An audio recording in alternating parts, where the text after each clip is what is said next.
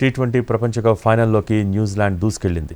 గెలిచి తీరాల్సిన మ్యాచ్లో సఫారీలను చిత్తు చేసింది. ముఖ్యంగా ఫిన్ ఎలన్ ఊచకోతతో దక్షిణాఫ్రికా బౌలర్స్కు చుక్కలు కనిపించాయి. దీంతో సఫారీలు ఇంటిదారి పట్టారు.